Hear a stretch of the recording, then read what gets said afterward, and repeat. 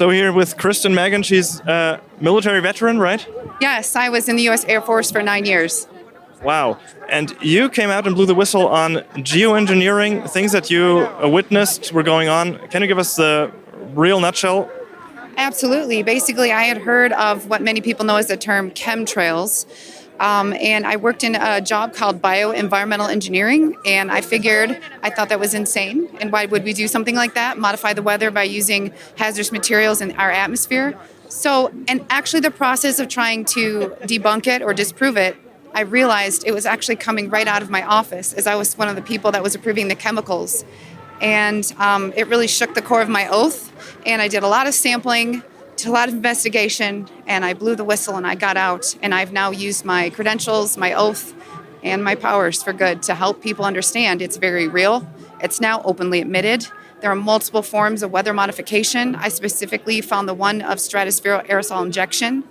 And collectively around the globe, we have to understand that it is now being admitted because they're saying it's combating climate change. Well, the climate change we need to be worried about is man-made climate engineering, also known as geoengineering. And when you say you had chemicals being pumped into the air, what kind of chemicals are they putting out that rain down on humanity, basically? Nanoparticulate metals, like you had different sulfates and barium and strontium. I know it's probably changed over time. I know they use silver iodide for certain things, but these are the odd part of it was the quantities that I saw them coming in, the form that they were coming in, and it's the same type of materials that I was trying to engineer out of the workplace to substitute with safer materials. And when you notice that what's called the safety data sheet, the information about a chemical of what personal protective equipment to wear, how do you dispose of it, how do you pack it to ship it. When key information is missing, I ask questions, and my questions led to demonization, and I knew I found something I shouldn't have. That's insane. So these metals are basically toxic for the humans, I would presume, or? Yes, because it also has aluminum, and a lot of people will tell you, well, these things aren't horrible in small quantities. It's not small quantities, because when you are putting things above us, the dissipation rates are dependent on weather and climate, but it's getting into the food, it's getting into the soil. And around the world, these wastewater treatment plants, when it comes to pharmaceuticals, or these toxicants is what they're called, they are not able to filter them out. So if you're growing organic food, are we going to go back to the plexiglass barriers on our plants? I mean, it's horrible. That's why you can ban it anywhere. We've had states in the United States ban it, and that is great to get the ball rolling. But people really need to wake up to it, irrespective of any political party. It's not okay. And you're seeing a huge increase in neurodegenerative issues like Alzheimer's. It's really difficult for people with respiratory issues and asthma.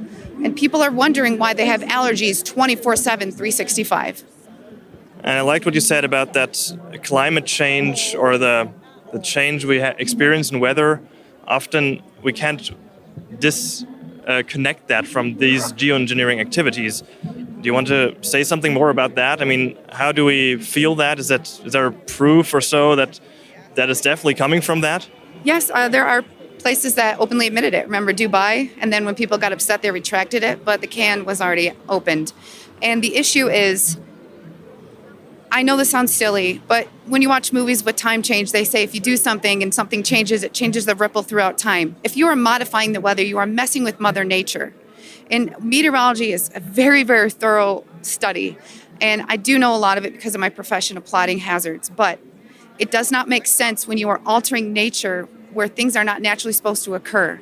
We had massive flooding in California, and we have a system called HARP that is in the United States. And the same people who demonized me 5-10 years ago are now going, wow, because they're finding it's openly admitted in all of our U.S. documents. The U.S. is absolutely not the only country doing it.